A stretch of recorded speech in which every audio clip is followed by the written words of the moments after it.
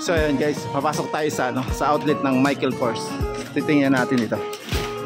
Alright. So naka 70% off sila dito guys. So yung ganda oh. Yan. So ang Michael Kors may damit, may sapatos, may bag, may wallet.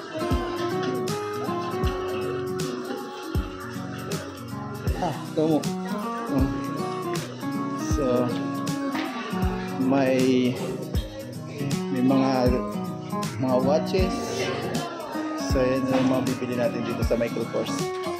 Ito yung isa sa mga magagandang bag dito. So yan guys, naka 70% off yan. So itong 71,000 yen plus 70% off. Yun na yung babayaran mo. Ang ganda oh. Wow! Ang ganda ng bag.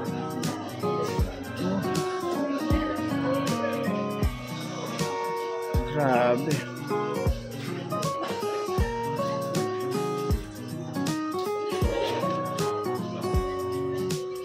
So ito, tingnan natin ito 71,000 yen less 70% off. Ganyan, so ganyan yung price. Grabe, ang ganda.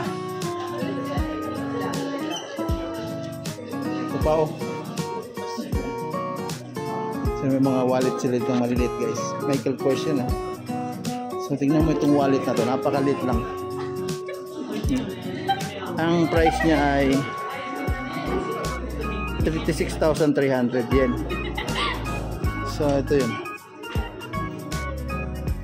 So sa 36 magiging ano na lang siya. Pag 33,000 ito na lang, magiging 9,900 na lang siya. Grabe. Ganda. Ano mga bag. Grabe.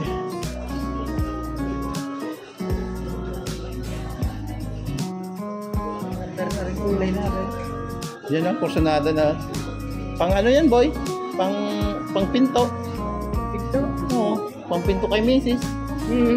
Oh, gandang bag niya. So ayan guys, nakaganda dito.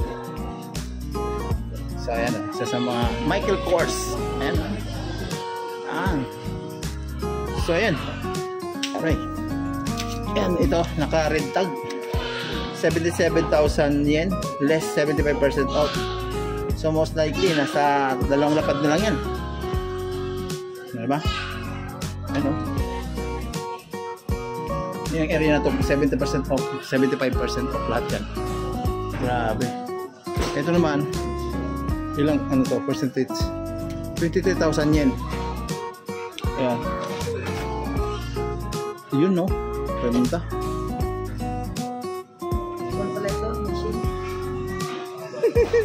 MK. Saya. Ganda.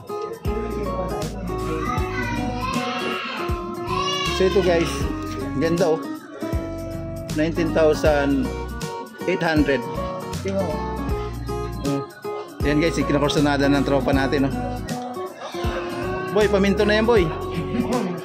Oo, magkano?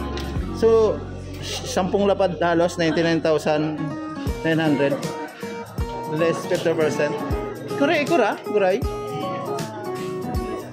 Siya papakompute natin. Gem mo na ano. Nimang yusin na. Okay. Wow, swing. Ano di? Okay na daw agad, diba? Manatan agad ng tanggal ng... So ayan oh, ganda nun guys. Grabe. So yan guys, yung mga bag dito Michael Kors. Ayun, may susi pa guys oh. Stig to. So itong bag na to ay nagkakahalaga ng sana ang price. Wala ang price. Ito sa likod. Ang bag na to ay nagkakahalaga ng, baka magasgasan ko, teka lang. O kabayad tayo nito. So ito 99,000 yen. So kung sa peso yan, most likely nasa 37,000 yen pesos. Yan, 37,000 pesos yan. Yung bag na yan. So less 50%.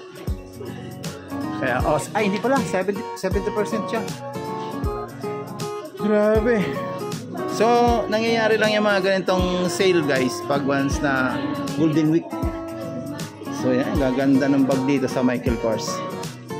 Alright. So, bye muna for now, Michael Kors.